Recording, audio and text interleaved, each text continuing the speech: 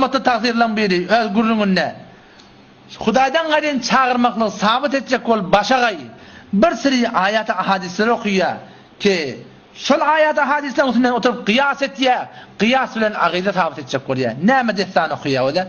Süleyman Aleyhisselatü Vesselam'ın destanı yattır Kur'an'da Sure-i Neml'le Asif bin Berhiya on veziri racih kavl nemeştada şu bir adam iba Süleyman Aleyhisselam'ın yanına Bilqis'in tahtını getirme oluyor. Kim getirecek dedi diye bir heykel dağ yazın ana atike min qabla an taquma min maqamik sen şu yankı dağıtka hidatları yetişiyençen bir halkın dağıtka yedip adamlar kızavat edermiştik.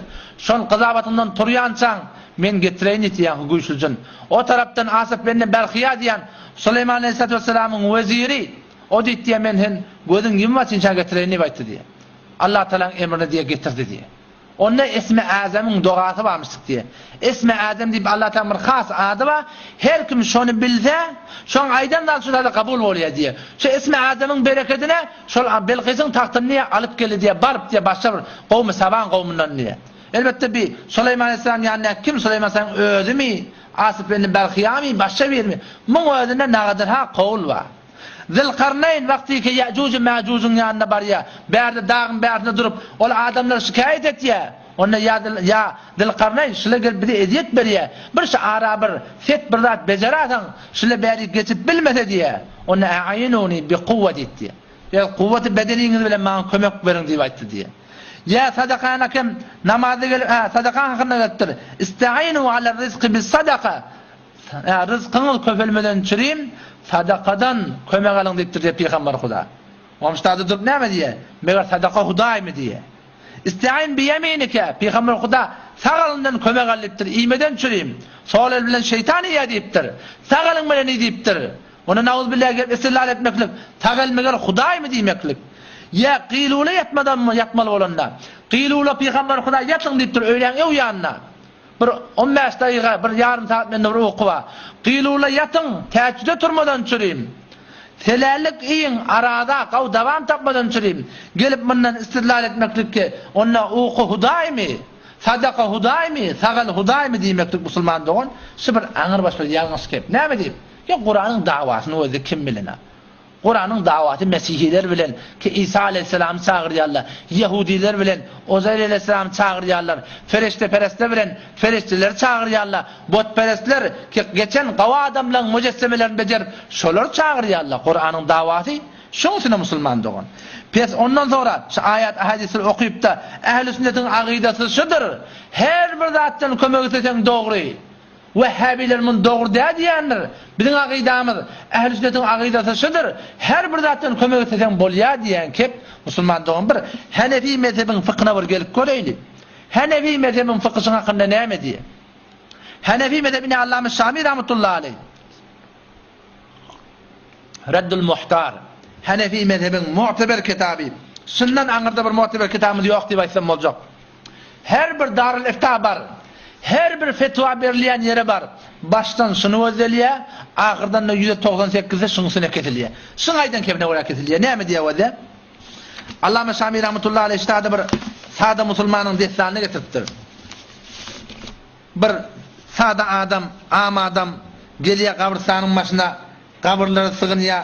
Ya seyyidi falan ey ağam indedde gaybi men yitirenim ma şu yitirem taf beratan ev ufiye meridi ya meridimi şefa beratan ev qadayte haceti ya men hacetim bitiratan men sana şüpürüm nedir et diyen gelip sen kabrin başında men koyun damak çalacak ya şuna men başa bırak nedir edecek nedirin hakkında avrak cezide men gurrun berdim emma şu hakkında ki gelip barakayım şol yatan adamdan dilemeklik sığınmaklık Hanefi mezhebin fıkhına mı diye Allame Şami rahmetullahi aleyh minha ve de şey diye şuna deni işaber batıl zat haram zat diye ona mı diye ennel menzuru leh meyyitun şu nedir edilen ki ya falani men hacetim bitirsen men sana şüpherim nedir ettiyen demeklik bila nedir edeni meyyit bolu öle nedir etti bu kadar doğru zat de vel meyyitu la yemliku ölün eline hissat yok diye ölü sizin hantama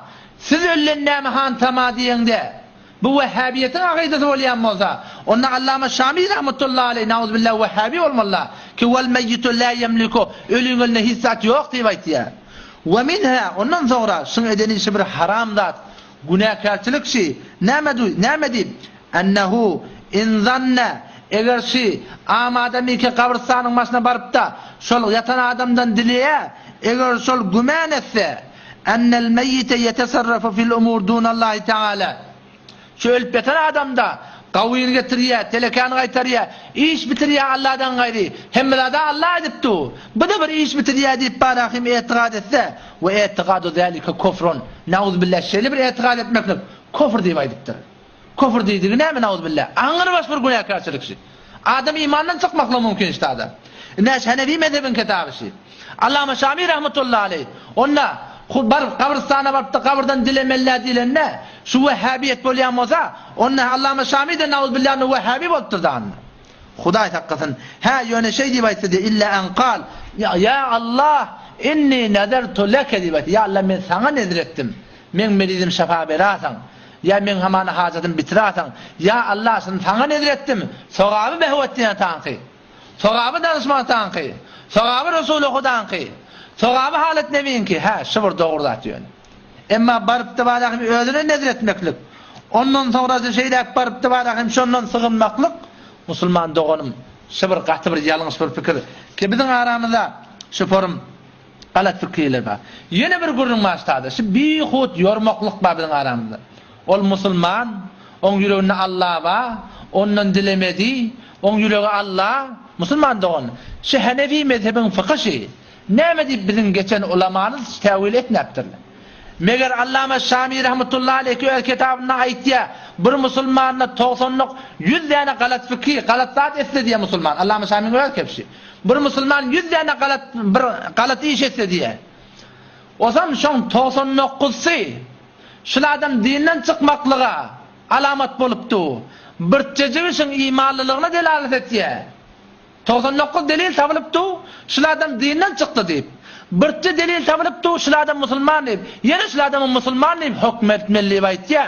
Näme diýip şu sady musulman wagtyke gabryn başyna dileye ya falan diýip çagyrýar. Şun hakynda Allama Şamî rahmetullahi ýormapdyr musulman dogun.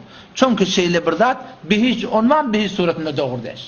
Ha kabristana barmaklyk mustahap zat.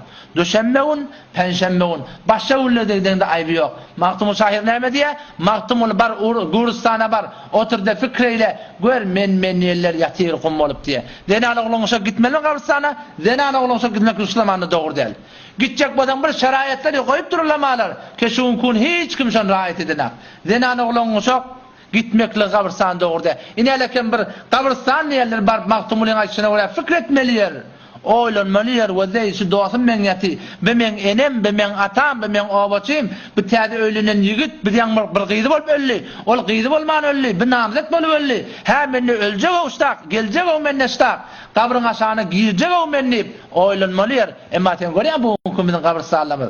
Toýjay bolugly. Qarar jaý bolugly, mahalle fesat bolugly, nahar pişirip duran haýsy, hayda çaqçaqlap gülüp beren haýsy, ýene bir daýyp barahim gabryň daşyndan aýlanyp beren haýsy. Ha wagty keşilatlar aýdylýa, keşanebi mezhepde dogurdy. Ha gabristana barmaklyk bir mustahapzat, sogapzat. Derejkär näme diýilýär? Vehhabi bolup biladi, nauzubillah. Ýok, musulman dogun. Hanefi mezhepde şu edilýän işler dogurdy. Ýüreğinde Allah bolan bilen etdiğin işin Allah'ın aydınına göre bolmasa hiç vaxta şol iş Allah'ın yanına kabul olmuyor. İneleke muazzeb bir adam şu vaxt Hanefi mezhepte koyun öldürüyor da. Koyun öldürüyor, mal öldürüyor, tavuk öldürüyor, her ne öldürüyor. Yüreğine Allah barahim. Ama bilip durup Bismillah'ın terk etse şol öldürenler de halal oluyor. Haram oluyor şu Müslümanlar. Yüreğine Allah var kim? Nerede bu mallarına haram deyiptirler. Bilip durup şeriatın tersine gitmeklik şu musulman doğalım ulaqam bir günahkarçılık. Kur'an Sure-i En'am ayeti 8'de şunu aytdı. "Ve la ta'kulu mimma lem yezkur ismallahi aleyh." Siz ol bir mal, ol bir damak salınan mallan eke, şoňa Allah'ın adı tutulmapdyr, bilip durup tutulmapdyr. Şonu iýmen diye Allah Taala. "Ve innehu lefisq." Şu bilip durup da barahim, yüreğinde Allah da olsa, bilip durup da barahim Allah'ın adını tutmany, damak salınan mal, şol bir ulaqam bir günahkarçılık diye. Ve inne şeyatine le yuhuna ila evliyaihim liyujadilukum. Şeytanlar ve şeytanı uğraşıp veren adamlar siz bilen cedelleşerler. Ne birimiz beytiyarsınız? Yürüğünne Allah var kimmin? Bilmeyen yeni bir dert bulup dur kim deyip. Şey deyip yok vesveseler oklarlar. Siz Allah'ın öldüren iyi yersiniz. Öldüren iyi mi yersiniz? Yeni bir dert şüpheler ara oklarlar diye. Allah ne mi diye? Ve in ata'tumuhum innakum la mushrikun deyip Huda Teala. Eğer siz Müslüman ne olsan Huda, şu hitap kimin hakkında? Sahabeler hakkında. Ey sahabe-i Resulü Huda, siz Allah imanınız var, Peygamber imanınız var, cennete imanınız var, cehenneme de imanınız var. Hem milatın imanınız var. Emma bilip durup damak çalınanını bilip durup Bismillah'ın terk etse, siz de şöyle ayet diyen kemine kulak alıp sonundan iyiyseniz innakum la mushrikun. Siz müşriktirsiniz deyip Nauzubillah. Sahabe-i Resulü Huda Allah Teala şey deyipti. Pes Müslüman doğan vəzə vakti ki bir dadın zahiri şeriata verade, şol hiç vaxtda şoň hakkında niyeti doğrularının peydası yok. O zaman şu taydan gelip aytmaklık ki hamana Vehhabilerin aqidası şudur. Fakat Hudaýdan kömek etlemeli. Bizim aqidamız şu, her bir kişiden ki sebep bilip kömek etsen doğru demeklik Müslüman doğan şu Hanefi mezhebinin aqidası. Ehl-i sünnetin aqidası değil. Belki şu bir aqide-i hurafi, bir aqide-i keşinde olaqan bir günahkarçılık var. Keşi kitaptaki gelen zaten. Ne alakam o da? Mecmu'atul Fetava cildi yek. Saffi bistahash. Allama Abdülhayy Leknevi rahmetullahi aleyh hem Hanefi mezhebini kabul ettiği mantıqada. Şunu kabul etmeyen yok arada. Abdülhayy Leknevi rahmetullahi aleyh işte şondan bir soruyorlar. Ma kavlukum rahimakumullah derin mesele ki adete avamin diyaras keder vakti musibet ve hacet az-dur ba'id Enbiya aleyhisselam ya evliya-i kiram ra betariq istimdad mihanen ve itiqad bilen ki işan hazır naziren der heme hal ve her vakit merdum işandan mihanen muttelek geçti der encam maqasid dua mikonen şolar çağırıyorlar enbiyalar evliyaları daştan yakinden çağırıyorlar bizim dağımız yetişiye hazır nazır bizi görüp tu deyip aytıyorlar in suret caiz yani şu doğru mu ya doğru değilmiş deyipti. Ne mi diye işte biliyor musun? Hada raculun şuburun bir adam evliyalar enbiyalar daştan çağırsa hada raculun fasidul aqide. Şuna adam bir adam ikisinin aqidesi fasid diye. Bel yukhsha aleyhil kufr. Belki dinden çıkması mümkün diye. O ne mi değil? Fe inne sema'al evliya min ba'idin leyse bisabitin. Evliyalar sen daştan çağırmalı. O da barakın sen sesini eşitmeli. Şeyle bir daha kullen sabit der diye. Vel ilmul kulli bi cemi'il cüz'iyyat fi cemi'il azman. İlmi kulli hem milattan habarlı olmaklık, her kimin yağdığından habarlı olmaklık, her bir zamanla muhtassun billahi celle celaluhu. Bu Allah Teala'nın sıfatı. Hudaylık sıfatı şu doğru ve de Hudaylık kendi sıfatı var. Hudayın bir hudaylık sıfatı hem yerde hazır nadir, hem yeri görüptü, hem miradi eşitiptü, hem miradi biliptü. İniştade bir behavetin çağıranla, bir iştade çağırıyor, bir kümmette çağırıyor. Biri bilmeyen danışmanla çağırıyor, biri maşatta çağırıyor, biri Amerika'da çağırıyor. Şuların hemmenin etiqadı var. Keşimin dağını yetişiyor, şu bizi görüptü, şu bizden haberli, şu bizim malakın feryadımız yetişiyor. O nauzubillah. Şu aya evliyalara hudaylık sıfatı vermek değilmiş. Hudaylık sıfatına hiç kim şerik değil. Ayesi enbiyaları, evliyaları biz Hudaýyň şi hem yerde ba hem bilip du diýen sıfatı Hudaýlyk sıfatı bilen deň etdigimiz ýa-da musulman dogullar. Näle kimse Allame Leknevi rahmetullahi aleyhi aýtdy. O müştahid diýär we qala fil fatawa al-bazaziyye. Fatawa al-bazaziyye cildi 6 safha 626 iki urun gelýär. Men qala inna arwah al-mashayikh hadiratun yakfuru. Her kimi ki evliyaların ruhları hazır nadir. Bizi görüp tu diýip aýtsa, şol aňyr baş bir günahkarçylykçy diýipdir. Dinden çykmaklyk şu adam mümkin diýe. Näş Hanefi mezhebiniň fuqahalary. Aya nauzubillah. Allah meleknewi onu Vehhabi bolturdan. Şeýle bolýar nauzubillah. Eger şu daştan evliyalar çağırmalar, sığınmalar, ya şoňa men kabryň başyna barıp ýakyndan sığınmalar diýip aýtsa, onu Allama Şami, Allama Abdülhayy Leknevi rahmetullahi aleyh, anna nauzubillah. Onu bile Vehhabi bolturdan. Şular Hanefi mezhebinin fuqahalary. Onu hem Hanefiler nauzubillah şu kitabı kabul etdiler elhamdülillah. Nauzubillah onu bile Vehhabi bolturdan nauzubillah. Yok musulman doğun. Şu bir etiqad iman şu Hanefi mezhepte yok zat. Ehl-i sünnet ve cemaatte yok zat. Kur'an'da yok zat, hadiste de yok zat. Hemmesi arada bir bedune senet keplenýän keple. Hop sen aýtýan kepin wada inalakam aýdalla. Sulayman aleyhissalam Asif ben Belhiyan gurruny getirilýär. Bilqisyň taktygyny getirdi. Sen şunu bir soraň. Haýsy bir mufassir şu dastandan Hudaýdan gaýryn çağırsan bolýar diýip istidlal etipdir. Şunu getirmeler şeyden. Sen özüň aýtýarsyň muny. Haýsy bir mufassir Zulqarnaýnyň dastanyndan we Yajuj Majujuň ewne olaqan dağlar çekdiler. Dağ çekdiler bir set goýdy. Şol dastandan Allahdan gaýryn çağırıp bolýar diýmeklik. Haýsy bir mufassir şunu aýtdy. Şu tawjihat-ı şahsy ki şuň kummarahyn biz özümiz ýörýäs, özümiz biçýäs. Ne bir mufassirin aýdan zady bar.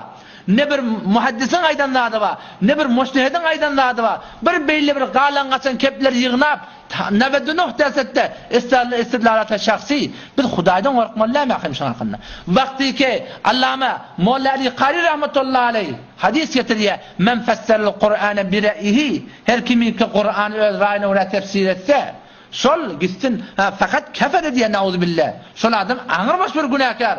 Aňyrbaş bir näçgürçülük bolar. Eden adam şol diýär. Ya Peygamber Huda diye men qala fil Qur'ani bi ra'yihi fa asaba faqat akhta. Her kimi ki Qur'any öz raýyna göre tefsir etse, eger dogry da bolsa ýalňyş diýip Peygamber Huda, sen Hudaýdan gorkmaýanmy Qur'any, hadisi we şoňa meňdeş zatlar gelipdi barahim öz raýyna göre tefsir etýärsiň. Haýsy bir mufassir şunu aýdypdyr. Haýsy bir mufassir muhaddis istaînu ala rizqi bis sadaqa hawa sadaka bilen öz rızkı ruzyň artmadan çyryp kömek talap etmeli. Hawa dogry gurdyň. Muny hemme kabul etýär.